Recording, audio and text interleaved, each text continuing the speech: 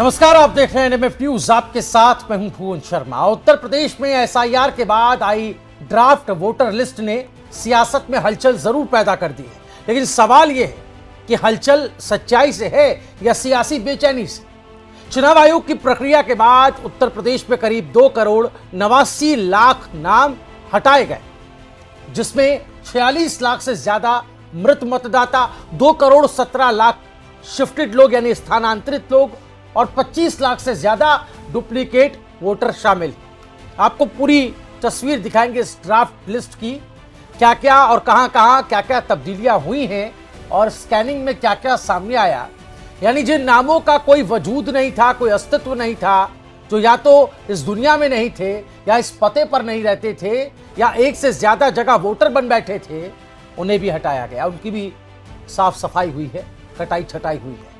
जिनके वोट कटे वो क्या करें, सबसे पहले आप ये समझिए ग्राफिक्स के जरिए। चलिए आपको बताते हैं यूपी में कितना बदला है यह आंकड़ा। एसआईआर से पहले जो वोटर थे वो 15 करोड़ 44 लाख थे। एसआईआर में जब नाम कटे तो 2 करोड़ 89 लाख लोगों के नाम आए। अब कुल वोटर 12 करोड़ 55 लाख हैं। वहीं बात करें मृत वोटर की तो 46 लाख 23 हजार मृतक वोटर का आंकड़ा है। बाहर शिफ्ट हुए लोगों की बात करें यानी स्थानांतरित लोगों की तो 2 करोड़ 17 लाख इनका आंकड़ा है। डुप्लीकेट वोटर पर निगाह डालें तो 25 लाख 47 हजार डुप्लीकेट वोटर सामने आ गए हैं। अब आते हैं यूपी के उन 10 जिलों पर जहां सबसे ज्यादा वोट कटे। बात करें लखनऊ की तो 30% वोट कटे लखनऊ। गाजियाबाद की बात करें तो 28% यहां पे भी वोट कटे। बलरामपुर में 26% का आंकड़ा वोट कटने का सामने आया। कानपुर शहर की बात करें 25% से ज्यादा यहां पर भी वोट कटे। मेरठ की बात करें तो करीब 25% और प्रयागराज में 24% से ज्यादा वोट कटे। गौतम बुद्ध नगर 23% से ज्यादा वोट कटे। आगरा की बात करें 23% से ज्यादा, यहां भी वोट कटे। शाहजहांपुर में 21% से ज्यादा, बरेली में करीब 21% वोट कटे। चलिए अब आपको बताते हैं कौन सा फॉर्म आपको कब भरना है या आप फॉर्म कब भर सकते हैं। यह बहुत ही जरूरी जानकारी, इसे नोट कर लें। दावे के लिए फॉर्म 6 भरे, आपत्ति के लिए फॉर्म 7 भरे जाएंगे। इसकी फीस नहीं लगेगी। आयोग ने हेल्पलाइन नंबर 1950 जारी किया। हेल्पलाइन नंबर सहायता ले चुनाव आयोग की विशेष कैंप लगाने की योजना।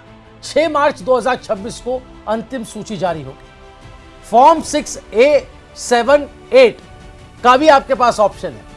विदेश में रहते हैं और नाम जुड़वाना चाहते हैं तो फॉर्म 6A भरना होगा। अगर नाम हटवाना है तो फॉर्म 7 भरना होगा। निवास बदलना है, पता बदलना है या सुधार करवाना है तो फॉर्म 8 भरना होगा। ऑनलाइन भी आप फॉर्म भर सकते हैं। ये बहुत महत्वपूर्ण जानकारी। चलिए अब आपको बताते हैं ड्राफ्ट मतदाता सूची में नाम ना हो तो क्या करें। घबराएं नहीं, कुछ आपको हम यहां जरूरी बातें बता रहे हैं, उसे नोट कर लें।